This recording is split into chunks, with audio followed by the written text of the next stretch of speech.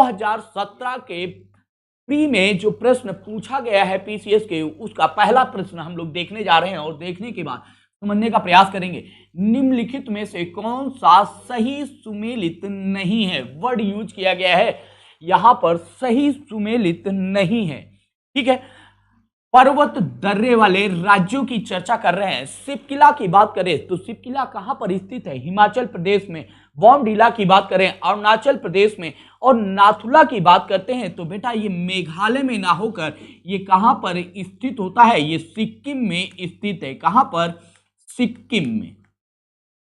सिक्किम में स्थित है। जोजिला की बात करें तो ये कहां पर स्थित है? फटाफट बताएं। जोजिला की बात करते हैं तो ये लीबरपुर लिख दिया है यहां पर, लेकिन यहां पर होता है जोजिला की यदि हम लोग बात करेंगे तो जोजिला जम्मू एंड कश्मीर में स्थित है। कहां पर? जम्मू एंड कश्मीर में आप लोगों का जोजिला दर्रा स्थित है। ये मिसप्रिंट है आप लोगों का, जोजिला जम्मू एंड कश्मीर था यहां पर और इसको मिसप्रिंट किया गया है, तो इसके लिए आप लोगों को परेशान नहीं होना है। वास्तविकता में यही आंसर होगा, क्योंकि नाथुला की बात करेंगे तो सिपकिला और मेघालय की जब आप लोग बात करते हैं तो आप लोगों को स्पष्ट होगा कि मेघालय किसके लिए फेमस है? वर्षा के लिए फेमस है। यहां पर सर्वाधिक वर्षा होती है, ना कि दर्रा है। चलिए नेक्स्ट क्वेश्चन पे हम लोग चलते हैं। नेक्स्ट क्वेश्चन हमारा, सूची 1 को सूची 2 से सुमेलित करना है। तो सूची 1 में क्या दिया गया है? आपके जलप्रपात दिए गए हैं, और सूची 2 में आपकी नदियां दी गई हैं। और 2021 का यदि आप लोगों ने पेपर देखा होगा तो जलप्रपात एवं नदियों से एक प्रश्न आप लोगों का बना हुआ था, उसको भी आप लोगों को समझना है। नीलम राजपूत जी गुड मॉर्निंग।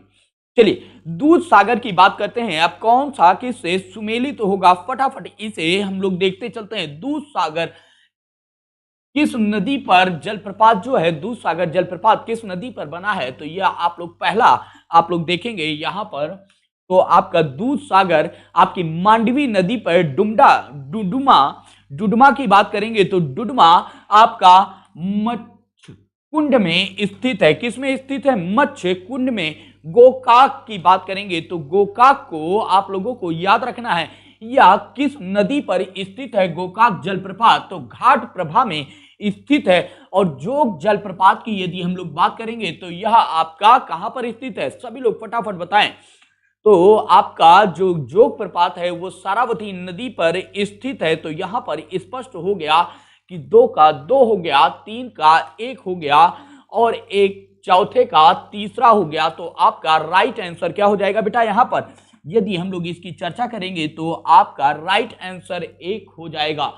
4-2-1-3 आपका राइट आंसर होगा। नेक्स्ट पार्ट पे हम लोग चलते हैं। 2017 के तीसरे क्वेश्चन, निम्नलिखित पहाड़ी जातियों का पश्चिम, पहाड़ी जातियां नहीं, पहाड़ियों का पश्चिम से पूर्व सही क्रम पहचानिए।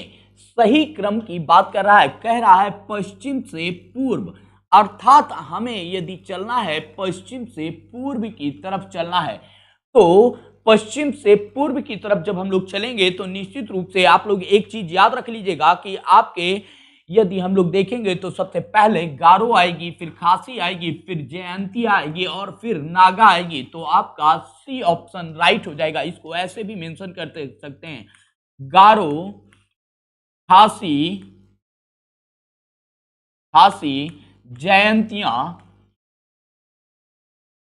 जयंतियां और लास्ट में आपकी नागालैंड की नागा पहाड़ी की हम लोग बात करेंगे। तो पहाड़ियों की जो चर्चा होगी कुछ इस तरह से आप लोगों को देखते हुए चलना है। नेक्स्ट पॉइंट की बात करते हैं, सूची 1 को सूची 2 से सुमेलित कीजिए। अब देखिए मैं आप लोगों को समझाना क्या चाह रहा हूं, यहां पर डायरेक्ट फैक्ट पे क्वेश्चन पूछे जा रहे हैं। 2017 में यदि आप लोग देख रहे होंगे 2017 में फैक्ट के सीधा आप लोगों से फैक्ट आधारित प्रश्न है, इसमें ज्यादा इन्होंने तोड़ मरोड़ नहीं की है। तो यहां पर यदि आप लोगों ने पहले पेपर दिए होंगे, जिन छात्रों ने, उनको पता है कि फैक्ट से क्वेश्चन आते थे, लेकिन 2021 का प्रश्न बदला है और धीरे धीरे हर एक वर्ष में ट्रेंड चेंज करता है। ट्रेंड चेंज क्यों करता है? जितने फॉर्म ज्यादा पड़ेंगे निश्चित रूप से उतना पेपर टफ किया जाएगा, क्योंकि प्रारंभिक परीक्षा क्या है, छठवीं परीक्षा है। इस बार सी सेट में लगभग 5 लाख के ऊपर छात्र बाहर हो गया है, केवल सी सेट में। जीएस की तो बात बाद में करेंगे, सी सेट। तो इस बार से आप लोगों को यह भी ध्यान रखना है कि सी सेट की भी तैयारी गंभीरता के साथ आप लोगों को करनी है। तो सबसे आते हैं सूची 1 में, कह रहा है उष्ण कटिबंधीय शंकु वन और कच्छ वनस्पतियां और पतझड़ वन की बात करते हैं। तो उष्ण कटिबंधीय की बात करेंगे, यहां पर समझने का प्रयास कीजिएगा कि उष्ण कटिबंधीय वन कहां पर पाए जाते हैं। तो इसको सुमेलित कीजिएगा, साइलेंट वैली में आपके उष्ण कटिबंधीय वन पाए जाते हैं। सुंदरवन की बात करेंगे, और दूसरा ऑप्शन जो होना चाहिए यहां पर हिमाचल प्रदेश होना चाहिए। हिमाचल प्रदेश की बात करेंगे, दूसरा ऑप्शन जो होगा वो आपका हिमाचल प्रदेश का होगा। तो इस शंकुधारी वन की जब हम लोग बात करते हैं, तो शंकुधारी वनों के लिए एक चीज आप लोग स्पष्ट रूप से समझ लीजिएगा कि शंकुधारी वनों का मतलब है कि पर्वतीय क्षेत्रों के वन की बात कर रहे हैं हम। किसकी बात कर रहे हैं, पर्वतीय क्षेत्र। और इसी में एक चीज और याद कर लीजिएगा, यहां पर हिमपात होता होगा, वहीं पर शंकुधारी वन पाए जाएंगे। तो निश्चित रूप से हिमपात की स्थिति आपके हिमाचल प्रदेश में बनती है। कच्छ वनस्पति की बात करेंगे, किसकी बात कर रहे हैं हम लोग, कच्छ वनस्पति की बात करेंगे। तो वनस्पतियां कहां पर पाई जाएंगी, आपकी सुंदरवन डेल्टा में पाई जाती हैं। नेक्स्ट आपका पतझड़ बन जाएगा, वो राजस्थान में आपके पतझड़ वन पाए जाते हैं। दूसरी बात, एक पॉइंट और याद रख लीजिएगा कि पतझड़ जो आप लोगों को उष्ण कटिबंधीय पतझड़ीय या पतझड़ वन की बात करते हैं या सदाबहार वनों की बात करते हैं, तो यहां पर एक पॉइंट और याद कर लीजिएगा कि 0 से लेकर, यदि हम लोग 5 से लेकर 37 तक, तो पर्णपाती वनों की हम लोग बात कर रहे हैं। यहाँ पर पतझड़ की नहीं, पर्णपाती वनों की भी चर्चा करते हैं। तो आप लोगों को 5 से लेकर 37 डिग्री अक्षांश रेखा पर ये कैसे वन पाए जाएंगे, पर्णपाती वन पाए जाते हैं। और इसका आधार क्या होता है, क्योंकि ये मानसूनी क्षेत्र में पाए जाते हैं। ये वन कहां पर पाए जाएंगे, आपके पर्णपाती वन मानसूनी प्रदेशों में पाए जाते हैं। और भारत, ये मानसूनी प्रदेश आपके गोलार्ध में, आपके गोलार्ध की बात कर रहे हैं, ये पूर्वी छोर में पाए जाते हैं। तो यहां पर अगर थोड़े से कॉन्सेप्ट को आप लोग लगा देंगे तो आप लोगों को क्लियर होता चला जाएगा। तो इसका राइट आंसर क्या हो जाएगा, 4 2 1 3, 4 2 1 3, अर्थात डी ऑप्शन आपका राइट आंसर हो जाएगा। बेटा आपका क्या हो जाएगा, राइट आंसर। वसीम अकरम जी, गुड मॉर्निंग, कैसे हैं आप। चलिए नेक्स्ट पॉइंट की बात करते हैं। उत्तर प्रदेश में कितने कृषि जलवायु प्रदेश पाए जाते हैं, 3 6 9 12, फटाफट बताते हुए चलें। उत्तर प्रदेश में कितने जलवायु प्रदेश पाए जाते हैं, फटाफट सभी लोग बताते हुए चलें। इसका क्या राइट आंसर हो जाएगा इसका। देखिए यहां पर जब भी हम लोग यूपी की बात करते हैं, तो यूपी में एक चीज याद रखिएगा कि जब भी ऐसे प्रश्न आएंगे तो कॉमन सा आप लोगों ने फिजिकल ज्योग्राफी में जो भी पढ़ा हो उसका इस्तेमाल यहां पर करना प्रारंभ कर दीजिए। तो आप लोगों को स्पष्ट हो जाएगा कि प्रदेश की जब भी हम लोग बात करते हैं तो उत्तर प्रदेश में कितने क्षेत्र पाए जाएंगे। फाइन, चलिए फटाफट यूपी वाला बताइए। यूपी वाला तो आप लोग हमेशा से पढ़ते आ रहे हैं, यूपी स्पेशल का फटाफट बताइए कि यूपी के लिए जब हम लोग बात करते हैं तो यूपी आप लोगों का कितना यहां पर पाया जाएगा, कौन सा क्षेत्र यहां पर पाया जाएगा यूपी में। तो एक चीज याद रख लीजिएगा कि जब भी हम यूपी की बात करते हैं तो 6 की चर्चा करते हैं। कितनी की बात करते हैं हम लोग, 6 क्षेत्रों की बात करते हैं। 3 में यदि हम लोग देखते हैं तो 3 का विभाजन किस आधार पे किया गया है, एक तो तराई की बात कही गई है, एक मैदानी क्षेत्रों की बात कही गई है, और दूसरा यूपी में यदि आप लोग देखेंगे तो 2 रीजन बनते हैं, एक तो बुंदेलखंड बन जाता है और एक आपका रोहेलखंड बन जाता है और एक आपका पूर्वांचल बन जाता है। तो निश्चित रूप से 5 तो यहीं पर बन जाते हैं। और यहाँ पर मैदानी क्षेत्र भी 2 प्रकार के खादर और भावर बनते हैं। तो यहाँ पर 6 की हम लोग चर्चा करते हुए आगे बढ़ते हैं। नेक्स्ट पॉइंट पर हम लोग देखते हैं, नेक्स्ट पॉइंट हमारा जो होगा उसको समझने का प्रयास करते हैं। निम्नलिखित में से कौन सा युग्म सही सुमेलित है, इडुक्की, तापीय, शक्तिगृह है, साबरगिरी जल विद्युत परियोजना है, घाट प्रभा सिंचाई परियोजना है, रामगंगा बहुउद्देशीय परियोजना है। कूट में से आप लोगों को सही सुमेलित जो हैं उनको बताना है। फटाफट सभी लोग इस पे ये बताएं। चलिए बहुत अच्छे बेटा, बहुत अच्छे। चलिए नेक्स्ट पे हम लोग आगे बढ़ते हैं और चीजों को समझने का प्रयास करते हैं कि आपके यूपी की बात करें। फटाफट सभी लोग बताते हुए चले।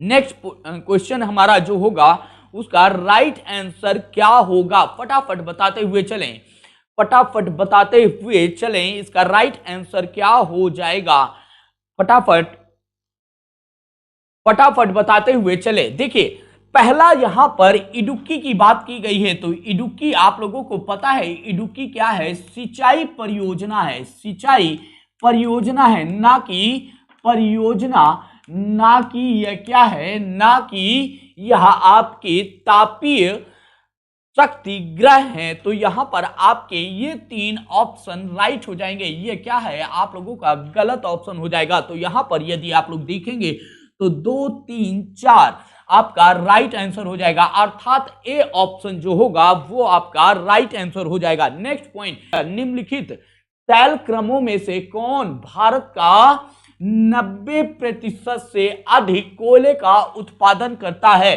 विंध्यन क्रम की चट्टानें, धारवाड़ क्रम की चट्टानें, टर्सरी क्रम की चट्टानें या गोंडवाना क्रम की चट्टानें? फटाफट बताते हुए चले। सबसे ज्यादा कहां पर आपके कोयले का उत्पादन किया जाता है? 90%। तो आप लोगों को पता है कि गोंडवाना क्रम की चट्टानों में सर्वाधिक आपका कोयला पाया जाता है। डायरेक्ट क्वेश्चन है, तो यह भी एक अच्छा प्रश्न है आप लोगों का।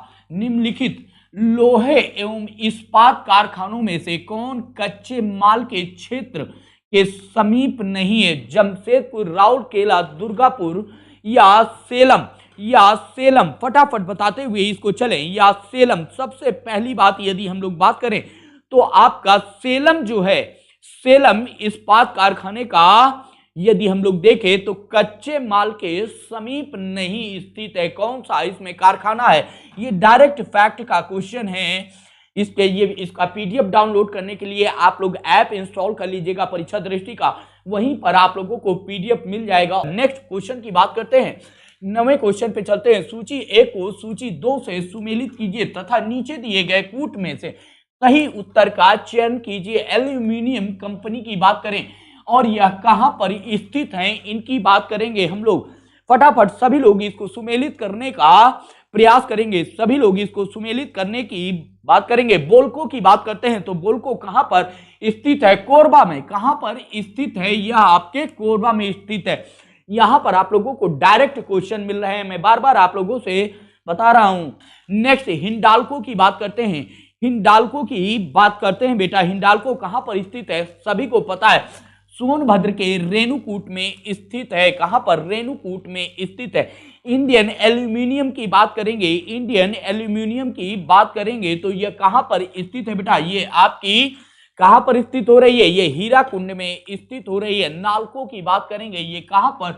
कोरापुटा कंपनी में स्थित है। कहां पर? ये तीसरा। तो इसका राइट आंसर हो जाएगा 2, 4, 1, 3। 2, 4, 1, 3 आपका 2, 4, 1, 3 आपका राइट आंसर होगा। क्या हो जाएगा? 2, 4, 1, 3 आपका यहां पर राइट आंसर हो जाएगा। 2, 4, 1, 3। चलिए यहां पर हम लोग 1, 3 कर लेते हैं और बी ऑप्शन आपका राइट हो जाएगा। क्या हो जाएगा? 2, 4, 1, 3 आपका राइट आंसर हो जाएगा। क्लियर है? बी ऑप्शन आपका राइट आंसर है। भारत का सर्वाधिक गहराई वाला बंदरगाह कौन सा है? कांदला, कोची, पारादीप, मार्मगोआ? फटाफट बताएं। तो याद रखिएगा कि सर्वाधिक यदि हम लोग बात करते हैं, सर्वाधिक गहराई वाला अगर बंदरगाह की बात करते हैं तो वह आपका क्या है? पारादीप है। कौन सा है? पारादीप है जो सर्वाधिक गहराई वाला है। डायरेक्ट फैक्ट के क्वेश्चन है, इसीलिए मैं आप लोगों के साथ जुड़ रहा हूं। कर्क रेखा निम्नलिखित में से किन राज्यों से होकर गुजरती है? नीचे दिए गए कूट को सही उत्तर से समझने का प्रयास करें। फटाफट बताएं, कर्क रेखा किन राज्यों से होकर गुजरती है? बड़ा आसान सा क्वेश्चन है आप लोगों के सामने। कर्क रेखा किससे होकर गुजरती है, मतलब 23.5 डिग्री नॉर्थ रेखा की बात करते हैं तो यह गुजरात से गुजरती है। यह आपके राजस्थान से गुजरात, राजस्थान, मध्य प्रदेश के बगल में छत्तीसगढ़ है आपका, छत्तीसगढ़ के बाद यदि देखेंगे झारखंड है आपका, इसी के आगे आप देखेंगे झारखंड से पश्चिम बंगाल जाएंगे और पश्चिम बंगाल से आप लोग किधर जाएंगे, त्रिपुरा होते हुए आगे चले जाएंगे। ठीक है, तो यहां से यह उत्तर प्रदेश से नहीं गुजरती है। कहां से नहीं गुजरती है, यूपी से नहीं गुजरती है, बाकी यहां पर सबसे गुजरती है। तो आप लोगों का राइट आंसर ए ऑप्शन जो होगा वो राइट आंसर हो जाएगा, 11 का ए। चलिए, निर्मल यादव जी बिल्कुल सही है बेटा, बहुत सही। नेक्स्ट क्वेश्चन की बात करते हैं, निम्नलिखित में से कौन सा सबसे बड़ा पठार है, फटाफट बताइए। सबसे बड़ा पठार कोकिनिको या एक्वेरियस या फिर कोलोराडो या फिर कोलंबिया, कौन सा सबसे बड़ा पठार है? फटाफट सभी लोग बताते हुए इसको चलें कि सबसे बड़ा पठार कौन सा है। आप लोगों को पता होना चाहिए कि कोलोराडो जो आपका पठार है ये सबसे बड़ा पठार है। कौन सा है? आपका कोलोराडो पठार जो है वो सबसे बड़ा पठार है। चलिए नेक्स्ट क्वेश्चन की बात करते हैं और चीजों को समझने का। देखिए डायरेक्ट फैक्ट के क्वेश्चन आ रहे हैं 17 में, ऐसा नहीं है जो आप लोगों का जो फैक्ट है, फैक्ट के यहां पर देखें, यहां पर कॉन्सेप्ट कहीं पर नहीं पूछ रहा। वर्षा की मात्रा निर्भर करती है हवाओं के दाब पर, वायुमंडल में नमी पर, जल चक्र पर या तापक्रम पर, फटाफट सभी लोग बताएं तो किस पर निर्भर करती है। मैंने हमेशा बताया कि जो आप लोगों की पवने हैं जब उनमें आर्द्रता होती है, क्या होती है, ये आपका ओशियन है, ये दोनों तरफ यदि देखेंगे तो यहाँ पर समुद्रीय क्षेत्र है। क्या है बेटा? समुद्री क्षेत्र है। जब पौने आपके धरातल से निकलती हैं तो ये कैसी होती हैं, ये आर्द्रता या नमी आर्द्रता विहीन होती हैं, याद रखिएगा, आर्द्रता विहीन होती हैं, अर्थात इनमें आर्द्रता नहीं है, इसलिए ये वर्षा नहीं करा पाती हैं। लेकिन जब हम लोग आर्द्रता होगी किसी भी पवन में तो वह निश्चित रूप से क्या कराएगी, वह नमी होगी, आर्द्रता होगी, तो उसमें निश्चित रूप से वह वर्षा के लिए योग्य पवने होती हैं। नेक्स्ट पॉइंट की बात करते हैं तो हम लोग चलते हैं, निम्न में से कौन सा विशालतम हिमनद है? फटाफट बताएं कौन सा विशालतम हिमनद है? वसीम जी बहुत सही बेटा, वसीम जी बहुत सही, फटाफट बताएं। आर्द्रता की बात कर ली हम लोगों ने, निम्न में से कौन सा विशालतम हिमनद है? फटाफट बताएं। देखिए सबसे इंपॉर्टेंट चीज है कि ये सारा फैक्ट पे खेल रहे हैं और आप लोगों को पता होना चाहिए। सियाचिन की बात करते हैं, यहां पर सियाचिन ग्लेशियर की बात करते हैं, किसकी बात करते हैं? सियाचिन ग्लेशियर की। और आप लोगों को पता होना चाहिए कि सियाचिन ग्लेशियर सबसे बड़ा ग्लेशियर है। कौन सा है? सियाचिन ग्लेशियर आप लोगों का सबसे बड़ा है, ये छोटा है, फटाफट बताएं। यस, हाँ निर्मल यादव जी बहुत सही। सासाई नई की बात करते हैं, जब हम लोग सासाई नई की बात करते हैं तो यह आपका कितना है? 17.8 किलोमीटर की बात करते हैं। गंगोत्री की बात जब हम लोग करेंगे, स्टेप में समझ लीजिएगा, गंगोत्री की जब आप लोग बात करेंगे तो इसका पॉइंट कितना हो रहा है? 26 किलोमीटर। नेक्स्ट पॉइंट आप लोग देखते हुए चलिएगा, तो सबसे बड़ा कौन सा हो जाएगा आप लोग अभी खुद बताएंगे मुझे, सभी लोग मुझे खुद बताएंगे। आप लोगों का 26 हो गया। सियाचिन ग्लेशियर की बात करेंगे यहां पर, तो सियाचिन ग्लेशियर आप लोगों का 76 किलोमीटर है। और जेमू की बात करेंगे तो जेमू आप लोग याद रख लीजिएगा कि यह 5 किलोमीटर की इसकी डिस्टेंस है। तो सबसे बड़ा यहां पर विशालतम हिमनद की बात कही गई है, तो आपका जो सियाचिन ग्लेशियर है वही आपका राइट आंसर होगा। क्या हो जाएगा? यहां पर यदि आप लोग देखेंगे तो आपको स्पष्ट हो जाएगा कि कौन सा आंसर आपका राइट आंसर होगा, सियाचिन। बिल्कुल वसीम जी, बिल्कुल वसीम जी। चलिए नेक्स्ट क्वेश्चन की बात करते हैं, अधोलिखित में से कौन सा शीत महासागरीय जलधारा नहीं है। कनारी जलधारा, हम्बोल्ट की जलधारा या आयोसियो की जलधारा या अगुलहास की जलधारा, फटाफट बताएं कौन सी जलधारा नहीं है। तो आप लोगों को पता होना चाहिए कि अगुलहास की जलधारा ये कौन सी है, ये गर्म जलधारा है, गर्म जल धारा है। यदि इन तीनों की बात करेंगे तो यह कैसी है, ये ठंडी जलधारा है, जल धारा है। देखिए बेटा, ये सीधा 17 की बात कर रहे हैं तो सीधा फैक्ट पे खेल रहा है और आप लोगों को फैक्ट पे ही आंसर देना है।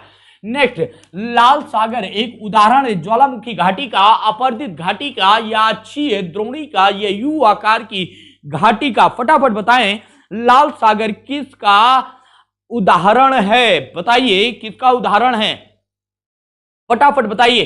तो यह किसका उदाहरण है, अक्षीय द्रोणी का। ये कॉन्सेप्ट का प्रश्न आया है। अब इसकी चर्चा हम लोग क्लास में करेंगे क्योंकि यह पूरा का पूरा एक बहुत बड़ा टॉपिक है। मोटा मोटा समझ लीजिएगा कि ये बेटा आपका अफ्रीका का क्षेत्र है। इसके अफ्रीका के ऊपरी क्षेत्र की जब हम लोग बात करते हैं और यहां पर इस क्षेत्र की बात करते हैं तो इसका निर्माण किससे हुआ, अक्षीय द्रोणी के माध्यम से हुआ है। जब अक्षीय द्रोणी के माध्यम से हुआ है तो लाल सागर किसका उदाहरण हो जाएगा, अक्षीय द्रोणी का। तो आपका राइट आंसर हो जाएगा सी। नेक्स्ट क्वेश्चन पे चलते हैं हम लोग। निम्नलिखित में से वायुमंडल के प्राकृतिक संतुलन के लिए कार्बन डाइऑक्साइड उपयुक्त सांद्रता मानी जाती है, कितनी मानी जाती है। तो यहां पर याद रखिएगा कार्बन डाइऑक्साइड का परसेंटेज 0.03 होना चाहिए। यदि इससे ज्यादा इंक्रीज हो गया तो क्या हो जाएगा, ग्लोबल वार्मिंग की सिचुएशन, ग्लोबल वार्मिंग की स्थिति का निर्माण कर देती है, स्थिति का निर्माण करती है। याद रखिएगा निर्माण करती है। यदि इससे ज्यादा नीचे गई तो हिमयुग आने की स्थिति, हिमयुग उत्पन्न हो जाएगा, हिमयुग उत्पन्न हो जाएगा। अर्थात पृथ्वी का तापमान यदि नीचे गई तो गिरा, ऊपर गई तो गिरा। तो इसका मतलब क्या है, इसको यहीं पर रहना है, ऊपर नीचे इसके टेम्परेचर को नहीं होना होता है। चलिए कोई बात नहीं है। नेक्स्ट क्वेश्चन पे हम लोग बात करते हैं। निम्नलिखित में से किसे यूरोप की तेज राजधानी कहा जाता है, बेलफास्ट को, एडबरडीन को, या लीड्स को, या लिवरपूल को। फटाफट बताएं किसको सबसे फास्ट राजधानी कहा जाता है, फटाफट बताएं। देखिए डायरेक्ट क्वेश्चन है। एबरडीन को किसको कहा जाता है, एबरडीन को यूरोप की तेज राजधानी कहा जाता है। नेक्स्ट पॉइंट की बात करते हैं।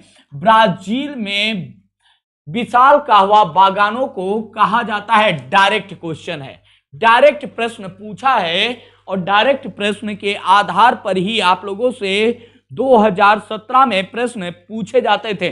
तो क्या कहा जाता है इन्हें, फजेंडा के नाम से इन्हें जाना जाता है। किसके नाम से, फजेंडा के नाम से इनको जाना जाता है। तो यह भी स्पष्ट रूप से याद रखिएगा डायरेक्ट वर्ड है। यहां पर कुछ भी ऐसा नहीं किया जा रहा है, कहीं पर कोई कॉन्सेप्ट नहीं है। 2017 के पेपर में याद रख लीजिएगा, 2017 के पेपर में कोई भी कॉन्सेप्ट क्रिएट नहीं किया गया, डायरेक्ट आप लोगों से क्वेश्चन पूछा गया। निम्नलिखित में से किस देश समूह की सीमा इजराइल से लगी हुई है, लेबनान, सीरिया, जॉर्डन, मिस्र, Turkey, Jordan, Cyprus, Lebanon, Syria, Turkey, Jordan, या टर्की, सीरिया, इराक, यमन। फटाफट बताएं किसके साथ इसकी सीमा लगती है। तो ईरान को, जब इजराइल को आप लोग देखेंगे तो ये लेबनान से टच करता है। किससे करता है, लेबनान से। फिर इसके बगल में ही इसका भाई बैठा हुआ है सीरिया, इसको भी, जॉर्डन को भी यह टच करता है। किसको, जॉर्डन से भी यह सीमा साझा करता है और मिस्र से भी यह सीमा साझा करता है। किससे, तो यहां पर देखा जाए तो आपका ए ऑप्शन जो होगा वो राइट आंसर हो जाएगा। नेक्स्ट क्वेश्चन पे यदि हम लोग चलते हैं। निम्नलिखित में से कौन सी नहर जर्मनी में आंतरिक जलमार्ग के रूप में प्रयोग की जाती है, फटाफट बताएं कौन सी नहर, फजेंडा, बिल्कुल कि कौन सा आंतरिक जलमार्ग के लिए प्रयोग की जाती है। तो किसको किया जाता है, नहर को, लुडविग्स नहर को यूज किया जाता है आंतरिक जलमार्ग के रूप में। नेक्स्ट पॉइंट पे चलते हैं। निम्नलिखित युग्मों में से कौन सा सही सुमेलित नहीं है? अब यहां पर नहीं वर्ड यूज किया गया है, तो ये आप लोगों को याद रखना है कि कौन सा सही सुमेलित नहीं है। तो गिनी बिसाऊ की बात करें तो यह कहां पर है, फटाफट बताएं। बिसाऊ राजधानी है, ताइवान की राजधानी की यदि बात करें तो ताइपेई है, और निकारागुआ की राजधानी की बात करें तो मानागुआ है, और आपकी मालदीव की राजधानी की बात करें तो यहां पर माले है। क्या है? माले है। कौन सी? मालदीव की राजधानी माले है। तो यहां पर ये सी ऑप्शन आपका सुमेलित नहीं है। सूची 1 को सूची 2 से सुमेलित कीजिए।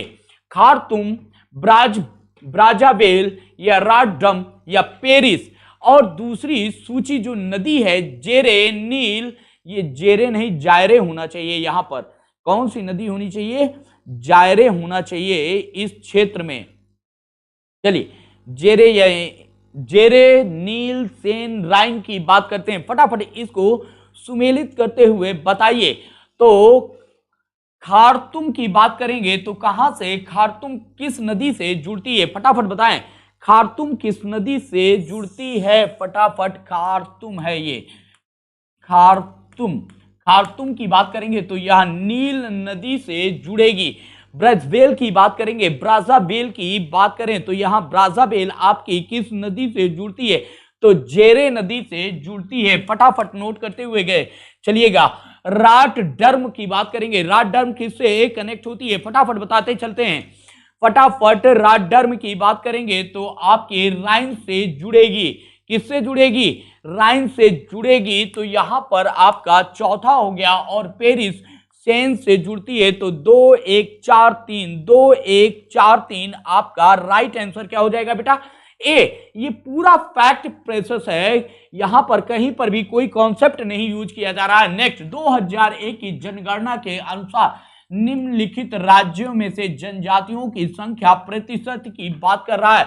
उत्तर प्रदेश, बिहार, तमिलनाडु, केरल। फटाफट बताएं कि यहां से आप लोगों को प्रश्न बताते हुए चलना है। सभी लोगों को फटाफट बताते हुए चलें कि जनसंख्या की बात कर रहा है। तो यहां पर आप लोगों को यह भी समझना है कि कहां से यह पूछ रहा है। फटाफट सभी लोग बताते हुए चलें कि जनसंख्या, फटाफट बताते हुए चलें कि सबसे ज्यादा ट्राइब्स कहां पर पाए जाते हैं। फटाफट बताएं इसमें सबसे ज्यादा ट्राइब्स कहां पर पाए जाते हैं। तो फटाफट इसका बताएं कि सबसे ज्यादा हिसाब से न्यूनतम है, कुल जनसंख्या के प्रतिशत में न्यूनतम की बात कर रहे हैं। फटाफट बताएं। तो यहां पर ट्राइब्स की बात कर रहा है तो यह कौन सा न्यूनतम हो जाएगा? आपका उत्तर प्रदेश। नेक्स्ट पॉइंट की बात करें, 2011 की जनगणना के अनुसार निम्न में से किस राज्य में जनसंख्या में कमी आई है? तो किस राज्य में जनसंख्या में कमी आई है? आपका नागालैंड है, मणिपुर है, त्रिपुरा है, सिक्किम है। फटाफट बताएं कि इसमें सबसे ज्यादा कमी आई है। देखिए 2011 की बात कर ले, इससे पहले हम लोग 2001 में सबसे ज्यादा जनसंख्या वृद्धि किसमें हुई थी? नागालैंड में। और 2011 में -0.6% में ये चला गया है। और ये सबसे कम जनसंख्या या सबसे कम जनसंख्या वृद्धि या कह लीजिए कि सबसे कम जनसंख्या किसकी है? नागालैंड की। चलिए नेक्स्ट पॉइंट की बात करते हैं। निम्न 2 कथन दिए गए हैं। विश्व स्वास्थ्य संगठन के अनुसार 1993 में विश्व में 6.5 मिलियन मृत्यु छुआछूत की बीमारियां के कारण हुआ था। स्वास्थ्य नियोजन के बिना नगरीकरण के कारण इस प्रकार की बीमारियां फैली थी। फटाफट बताएं, इस प्रकार की बीमारियां फैली थी। कूट की बात करें, ए और आर दोनों सही हैं, ए आर दोनों ही सही हैं, परंतु आर ए की सही व्याख्या नहीं करता। ए सही है परंतु आर गलत है, ए गलत है परंतु आर सही है। फटाफट बताते हुए इसको चलें कि कौन सा इसका राइट आंसर हो जाएगा। तो यहां पर समझने की बात कीजिएगा कि यह भी आपका राइट ऑप्शन है, यह भी राइट ऑप्शन है। दोनों ही स्पष्ट रूप से सही कथन है, लेकिन ए और राइट दोनों ही सही है, परंतु आर ए की सही व्याख्या नहीं कर रहा है। क्या कर रहा है? आर ए की सही व्याख्या नहीं कर रहा है। निम्नलिखित में से कौन सा एक आर्थिक दृष्टि से सबसे ऊपर किंतु लिंगानुपात के आधार पर सबसे नीचे है। मध्य प्रदेश, महाराष्ट्र, पश्चिम बंगाल और हरियाणा। फटाफट बताएं, ये तो कॉमन सेंस का क्वेश्चन है। आर्थिक रूप से यदि देखेंगे तो हरियाणा आपका बहुत संपन्न है, यहां पर हमर, रेंज रोवर सब लेके चलते हैं। लेकिन यहां पर लिंगानुपात की यदि बात करें तो लिंगानुपात यहां पर सबसे कम है। क्या है? लिंगानुपात की यदि हम लोग बात करते हैं तो यहां पर लिंगानुपात कितना है? 861 वर्तमान परिप्रेक्ष्य में 2011 की जनगणना के अनुसार की बात करते हैं। तो समझने का प्रयास कीजिएगा कि यह आप लोगों के सारे 2017 के जो प्रश्न आए हुए थे उन सारे प्रश्नों को देखा और एक चीज निचोड़ पे पहुंचे कि सारे प्रश्न जो आए हुए थे वो पूरे के पूरे फैक्ट बेसिस थे। वहां पर कहीं पर भी कोई कॉन्सेप्ट से रिलेटेड प्रश्न नहीं पूछा गया है। इसलिए आप लोगों को ध्यान देना है कि 17 का पेपर पूरा फैक्ट बेस पे था, कॉन्सेप्ट नहीं था। अब 18 का पेपर कैसे आया था उस पे भी हम लोग कल चर्चा करेंगे।